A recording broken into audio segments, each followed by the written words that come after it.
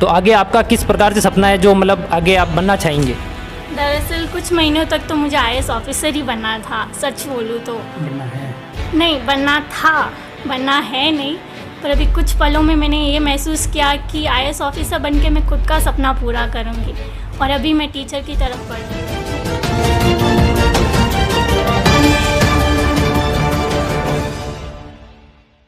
नमस्कार, मैं हूं सुरेश कुमार और आप देख रहे हैं मोटार न्यूज़।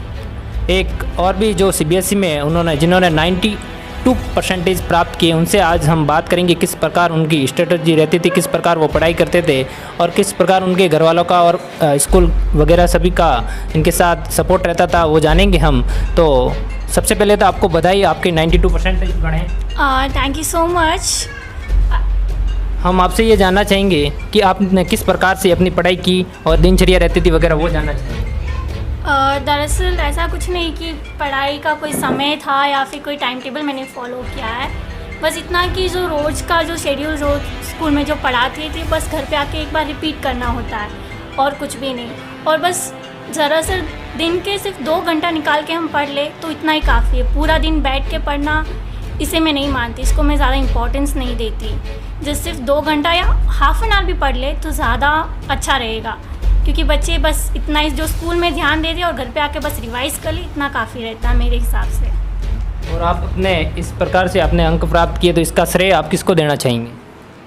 मेरे मॉम एंड डैड, मेरे माता पिता को, क्योंकि हमारे पास दरअसल एक्चुअली कुछ नहीं था। तो मैंने सोचा कि मैं 8वीं के बाद मैं पढ़ नहीं पाऊँगी, पर उसके बाद भी मेरे पापा ने काफ़ी सारी तकलीफ़ें देखकर मुझे इतनी बड़ी स्कूल में पढ़ाया है। तो मैं उनको पहले सबसे ज़्यादा धन्यवाद दूंगी, क्योंकि वो नहीं होते तो मैं यहाँ पे नहीं होती। एक्चुअली दरअसल कहते हैं कि बच्चे पढ़कर माँ बाप का नाम रोशन करते हैं। यहाँ पे मेरा नाम मेरे माँ बाप ने रोशन किया, क्योंकि वो नहीं होती तो मैं यहाँ नहीं होती।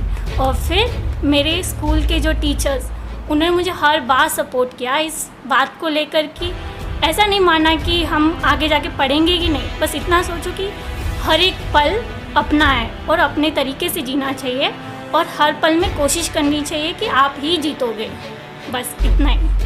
बिल्कुल, इन्होंने बहुत बढ़िया बताया। और इन्होंने ये बात ये भी बताई कि लड़कियां भी कुछ कर सकती है, हमेशा लड़कों को भी प्रायोरिटी दी जाती है। ऐसा कुछ नहीं है, लड़कियां भी जिन्होंने इतने अंक हासिल किए जो कि आपके सामने हैं, और इन्होंने बहुत अच्छे अंक प्राप्त किए हैं। तो और भी हम इनसे जानते हैं किस प्रकार आप इसके अलावा और भी एक्टिविटी करते थे इनके स्कूल में वगैरह। हाँ, मैं स्पोर्ट्स में इंटरेस्टेड थी, बास्केटबॉल खेलती थी, और मुझे आर्ट का भी काफ़ी शौक़ है। मेरे स्कूल में पृथ्वी थिएटर से जो लोग आए थे, उन्होंने काफ़ी बोला था कि फ्रॉम मुंबई वो आए थे, तो मेरी आर्ट की काफ़ी तारीफ़ हुई थी। मुझे काफ़ी पसंद है आर्ट, कला, डांस पसंद है, एंड स्पोर्ट्स में काफ़ी इंटरेस्ट है। और अभी जो 11th से 12th में आए, उनके लिए, उन छात्रों के लिए आप क्या कहना चाहेंगे? उनके लिए क्या मतलब गाइड करना चाहेंगे आप? बस कुछ नहीं, बस कीप ऑन गोइंग, जो कुछ भी है बस चलते रहो। और पढ़ाई ऐसा नहीं कि काम भी करो और पढ़ाई भी करो, दोनों साथ में बैलेंस होना चाहिए। और अगर खेल में भी अगर आपको इंटरेस्ट है या किसी और एक्टिविटी में इंटरेस्ट है तो उस पर भी ध्यान दो, और इस पर भी, दोनों बैलेंस होना चाहिए। बच्चे क्या करते हैं, अगर उनको सिर्फ खेल में इंटरेस्ट है तो सोचते हैं कि सिर्फ इसी से आगे बढ़ सकते हैं, पढ़ाई करने की ज़रूरत नहीं। पर आज की दुनिया में क्या है, पढ़ाई भी ज़्यादा इम्पॉर्टेंट है। आजकल काफ़ी सारे लोग हैं जो खेल कूद में भी आगे बढ़ चुके हैं, पर उन्होंने पढ़ाई बहुत कम की थी, पर इस मुकाम पर भी पहुंचने के बाद वो आज पछताते हैं कि उन्होंने क्यों ऐसा किया, कि क्यों हमने पढ़ाई नहीं की और सिर्फ इसी को इम्पोर्टेंस दिया। ऐसा नहीं कि वो खुश नहीं है वहाँ पे, बस एक चीज़ का पछतावा रहता है कि पढ़ाई क्यों नहीं की उस समय। तो मेरे हिसाब से दोनों बैलेंस होना चाहिए, जिसके भी सपने जो कुछ भी है दोनों बैलेंस्ड करो। सिर्फ ये नहीं कि जो सपना है सिर्फ उसी पे कंसंट्रेट करो, फिल्म में जाना फिल्म में जाओ, डांस में जाना डांस में जाओ, स्पोर्ट्स करना स्पोर्ट्स करो, पर उसके साथ साथ पढ़ाई भी करो, क्योंकि वो ज़्यादा इम्पोर्टेंट है। ये हमारे समाज के लिए, हमारे कंट्री के लिए, हमारे इकोनॉमी के लिए बहुत ज़्यादा इम्पोर्टेंट है। तो दोनों को इम्पोर्टेंस देके आगे बढ़ते रहिए। बिल्कुल, इन्होंने बताया, ये थी कुसुम कुमार जी, जिन्होंने हमारे से बात की और इंटरव्यू में इन्होंने बताया कि किस प्रकार आपको आगे पढ़ाई भी करनी चाहिए और इन्होंने इस प्रकार अंक हासिल किए। तो आगे आपका किस प्रकार से सपना है जो मतलब आगे आप बनना चाहेंगे? दरअसल कुछ महीनों तक तो मुझे आईएएस ऑफिसर ही बनना था, सच बोलूँ तो। बनना है नहीं, बनना था, बनना है नहीं। पर अभी कुछ पलों में मैंने ये महसूस किया कि आईएएस ऑफिसर बन के मैं खुद का सपना पूरा करूँगी, और अभी मैं टीचर की तरफ पढ़ रही हूँ। मैं पढ़ाती हूँ, ट्यूशन लेती हूँ बच्चों को, ऑनलाइन क्लासेस लेती हूँ और यहाँ पे आने के बाद यहाँ के बच्चों को भी पढ़ाती हूँ।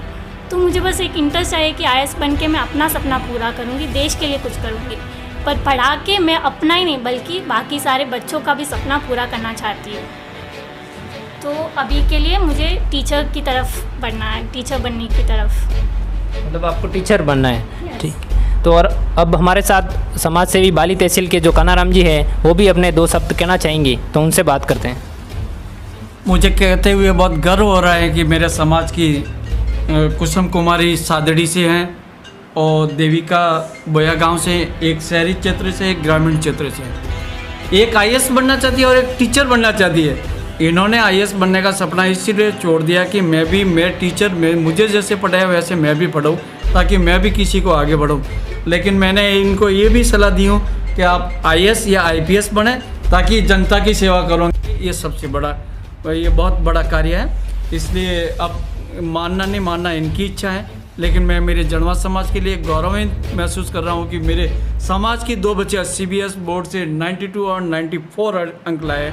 इसलिए मैं इनको धन्यवाद देना चाहता हूँ। इसी प्रकार दूसरी बच्चियाँ भी आगे आवे, दूसरे छात्र भी आगे आवे, ताकि इनको कोई इस प्रकार से लोगों को लाभ मिलेगा और उन्हीं परिवार का नाम रोशन होगा। बहुत बहुत धन्यवाद। जय हिंद।